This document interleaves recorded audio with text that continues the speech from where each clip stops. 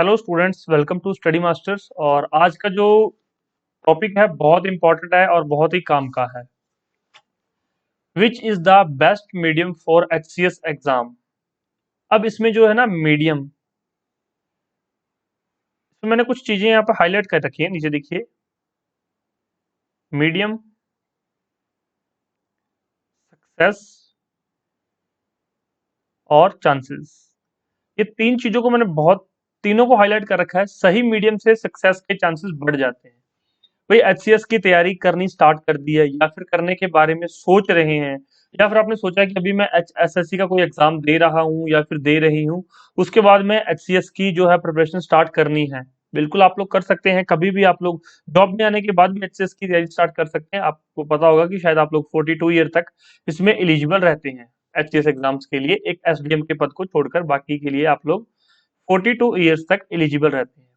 तो इसमें एक मीडियम का बहुत बड़ा रोल होता है। अब इसमें मीडियम कौन कौन से हैं भाई? हरियाणा के अंदर हिंदी मीडियम और इंग्लिश मीडियम, हालांकि इसके अलावा संस्कृत मीडियम भी है, लेकिन उसमें बहुत कम बच्चे जो है एलिजिबल रहते। मतलब एलिजिबल क्या, अगर किसी को संस्कृत पढ़नी लिखनी नहीं आती तो वो फिर क्या करेगा? तो आप हिंदी मीडियम में एग्जाम दे सकते हैं या फिर इंग्लिश मीडियम में दे सकते हैं। जो बच्चे सीबीएसई से पढ़ के आते हैं वो जनरली क्या कर लेते हैं, वो इंग्लिश मीडियम को चूज कर लेते हैं। और कुछ ग्रेजुएशन वाले होते हैं जिन्होंने हिंदी के अंदर शायद पहले स्कूलिंग की है, तो वो हिंदी मीडियम ले लेते हैं। लेकिन इसमें आपकी स्कूलिंग का कोई लेना देना नहीं होता है कि आपने स्कूलिंग किसमें की है। हाँ, कुछ हद तक इसकी इसमें जरूर है कि हाँ आप लोगों ने स्कूलिंग किसमें की है, उस पर डिपेंड करता है, लेकिन ज्यादा इसमें आपको परेशान होने की जरूरत नहीं है। तो अगर आपको भी एग्जाम के लिए मीडियम चूज करने में परेशानी आ रही है तो इस लेक्चर से आपको अवश्य हेल्प मिलेगी। अभी आपको मैं एक एक करके सारी चीजें बताऊंगा। सबसे पहले जो है आपके माइंड में आता है कि सर इंग्लिश मीडियम के स्टूडेंट्स बहुत ज्यादा सक्सेस हो जाते हैं और हिंदी मीडियम के स्टूडेंट्स कम हैं। बिल्कुल ये सच बात है। अब एक एग्जांपल से समझाता हूं मैं आपको।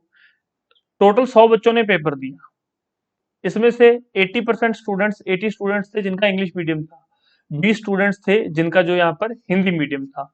या 80 में से 10 सिलेक्ट हो गए, 20 में से या फिर 2 सिलेक्ट हो गए या फिर 3 सिलेक्ट हो गए। तो कोई ज्यादा इसमें परेशानी वाली बात तो नहीं है। सेम ही यहाँ पर बात, कोई इतना फर्क नहीं है, इतना बड़ा गैप नहीं है। लेकिन आपको क्या दिखता है कि ये 10 स्टूडेंट सिलेक्ट हो गए और यहाँ पर सिर्फ 3 ही सिलेक्ट हुए। तो स्टूडेंट्स यहाँ पर बच्चे भी तो 20 ही बैठे थे। समझ आ गई आपको? अगर यहाँ पर बच्चे ज्यादा बैठते, अगर यहाँ पर मतलब 80 बच्चे बैठते, फिर 3 चौके 12, तो 12 स्टूडेंट सक्सेस हो जाते। समझ आई आपको? तो यहाँ पर आपको आंकड़े गलत दिखाए जाते हैं। आपको दिखाया गया कि सिर्फ 3 ही बच्चे पास हुए, हिंदी के तो सिर्फ 3 बच्चे पास हुए हैं। तो कहीं ना कहीं आपकी मेंटलिटी से खिलवाड़ किया गया है। और ये खिलवाड़ क्यों किया गया? ये बहुत बड़े बड़े इंस्टीट्यूट्स के द्वारा, ये यूपीएससी की कोचिंग्स के कारण ये बड़े बड़े इंस्टीट्यूट ने आपके साथ खिलवाड़ किया है। आप दिल्ली में जाओ, ये पहले होता था, आज के टाइम पे तो खत्म होगी चीजें।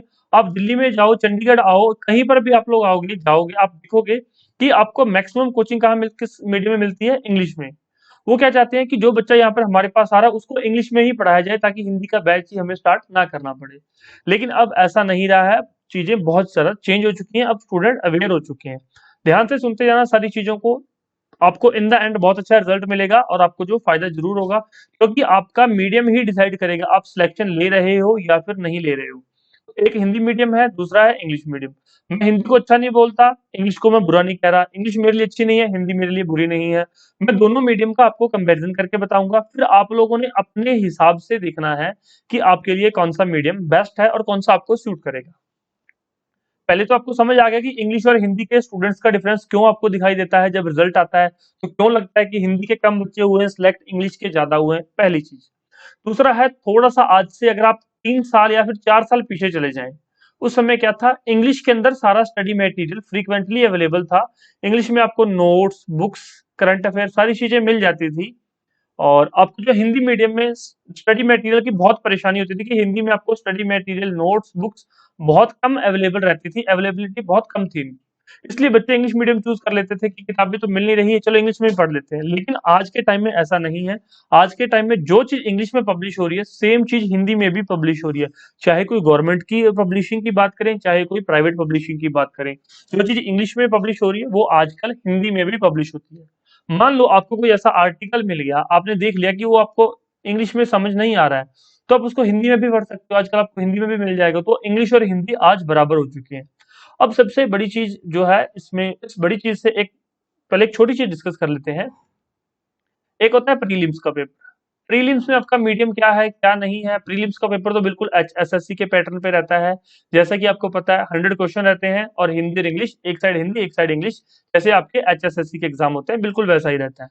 तो प्रीलिम्स में आपने हिंदी में पढ़ा है इंग्लिश में पढ़ा है कोई फर्क नहीं पड़ता। फर्क कहाँ पड़ता है? मेंस के अंदर। आपने प्रीलिम्स में बहुत मेहनत की, आप हिंदी में पढ़ रहे थे, लेकिन जब आंसर लिखने बैठे तो हिंदी के अंदर आप लिख ही नहीं पाए चीजों को, क्योंकि प्रीलिम्स में आपने क्या किया, हिंदी पढ़ के गए थे, इंग्लिश पढ़ के क्वेश्चन हल कर दिए, तो मेंस में आप लिख नहीं पाए, तो फिर उस हिंदी का कोई फायदा नहीं है ना। अगर आपके पास वोकेबलरी नहीं है, लिखने के लिए शब्द ही नहीं है, तो फिर क्या करोगे आप। और एक बच्चा है जिसने इंग्लिश के अंदर चीजें पढ़ ली, याद कर ली सारी चीजें, प्रीलिम्स में भाई ठीक है 80% मार्क्स ले आया प्रीलिम्स के अंदर। अब उसके बाद जब मेंस में बैठा तो भाई तोते उड़ गए। क्या हुआ? मेंस में वो कैब ही नहीं है मेरे पास लिखने के लिए, is am are that those के अलावा कोई वर्ड ही समझ में नहीं आ रहा कि इस चीज के लिए जो है एक्यूरेट या अप्रोप्रिएट वर्ड कौन सा यूज करना है। तो फिर वहां पर जनरल इंग्लिश के नंबर तो नहीं मिलते, वहां पे अच्छी जो है वो कैब होनी चाहिए आपकी। मतलब बिल्कुल अच्छी तो नहीं, बहुत अच्छी चाहिए, बिल्कुल आपको अंग्रेज नहीं बनाना है, लेकिन आपकी थोड़ी सी एक अच्छी इंग्लिश होनी चाहिए कि आगे वाले को समझ आ जाए कि आप कहना क्या चाहते हो, आप आंसर में बताना क्या चाह रहे थे, इतनी इंग्लिश तो आपको आनी चाहिए। फिर उसका फायदा, यहाँ 80% लेने का फायदा, अगर मेंस में आप मेंस का आंसर ही अच्छा नहीं लिख पाए तो इसलिए स्टूडेंट्स मीडियम बहुत ध्यान से चूज करना, और जिस मीडियम में आपको मेंस लिखना हो ना, उसी मीडियम में पढ़ने की कोशिश करो, ताकि जब आप इस मीडियम में, मान लो आपने इंग्लिश में मेंस लिखना है, इंग्लिश में मेंस लिखना है, तो भाई सारी चीजें इंग्लिश में पढ़ो, ताकि जब आप इंग्लिश में पढ़ रहे हो तो आपकी वोकैब बहुत स्ट्रांग हो जाएगी। आपके पास ए नंबर ऑफ वर्ड्स होंगे कि हाँ इस वर्ड का मैंने यहाँ पर यूज करना है, पता होना चाहिए कि मुझे कौन सा वर्ड कहाँ पर यूज करना है, तो इंग्लिश के अंदर पढ़ो। अगर आप हिंदी में पेपर देना चाहते हैं, हिंदी में मेंस लिखना चाहते हैं, तो भाई हिंदी के अंदर एक तो पढ़ना हिंदी में स्टार्ट कर दो। हाँ कुछ कंटेंट आप इंग्लिश में पढ़ सकते हो, उसको बाद में अपने हिसाब से हिंदी में लिख सकते हो, वो आपकी इच्छा है। दूसरा, भाई हिंदी के अंदर प्रैक्टिस कर लो कि हाँ आपके पास वोकैब है या नहीं है। इसमें भी जो है अच्छी वोकैबुलरी की जरूरत पड़ती है। जनरल हिंदी तो कोई भी लिखता है, जो थोड़े से अच्छे वर्ड लिख के आता है ना, तो उसको जो है प्रेफरेंस मिलती है, उसको मार्क्स थोड़ा सा इजाफा हो जाता है मार्क्स में। अगर 5 नंबर का भी डिफरेंस आ जाता है ना एक पेपर में, तो आप समझ सकते हो कि बहुत मतलब यहाँ पर डिफरेंस हो जाएगा। हिंदी, इंग्लिश, जनरल स्टडीज, और उसके बाद आपका जो पेपर होता है ऑप्शनल का पेपर होता है, तो ये सारे पेपर आपके यहाँ पे फिर 5-5 नंबर तो 20 नंबर आपके बढ़ जाएंगे। ठीक है, 20 नंबर में तो सिलेक्शन होना या ना होना तो इस 20 नंबर पे डिसाइड हो सकता है। ये बात होगी क्लियर आपको? हिंदी और इंग्लिश में समझ गए। भाई दूसरा ये है कि आप जब भी प्रैक्टिस स्टार्ट, जो प्रिपरेशन स्टार्ट कर दोगे, तो भाई महीने में जब आप प्री की तैयारी कर रहे हो, आपको लगता है कि आप प्री की तैयारी कर रहे हो, तो भाई महीने में 2 से 4 आंसर जरूर लिखा करो। मैं तो कहता हूँ कि वीक में आप 2 आंसर जरूर लिखा करो। कोई भी क्वेश्चन उठाओ, जो भी पढ़ा है उसको नोट डाउन करो, चाहे आपका इंग्लिश मीडियम है चाहे आपका हिंदी मीडियम है, आप उसको नोट डाउन जरूर किया करो। अब उसके अलावा अगर आपको जो है नोट्स चाहिए, नोट्स आपको जो है पीडीएफ फॉर्मेट में भी मिल जाएंगे और हार्ड कॉपी में भी मिल जाएंगे। प्रीलिम्स और मेंस के कंबाइंड नोट्स चाहिए कंबाइंड मिल जाएंगे, अलग अलग चाहिए अलग अलग मिल जाएंगे। वैसे तो कंबाइंड में फायदा है, क्योंकि मेंस के लिए पढ़ रहे हो तो प्री की तैयारी हो रही है, प्री के लिए पढ़ रहे हो तो मेंस की तैयारी हो रही है, तो कंबाइंड का ही आपको बेनिफिट रहता है। बिल्कुल समझ आता है चीजें। तो अगर आपको इसका सैंपल चाहिए तो व्हाट्सएप पे आप लोग मैसेज करके जो है इसका सैंपल भी ले सकते हैं।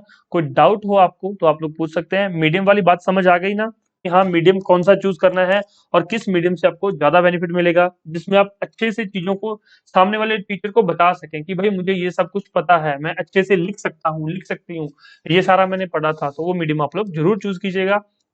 फिर भी कोई परेशानी हो तो आप लोग हमसे कांटेक्ट कर सकते हैं।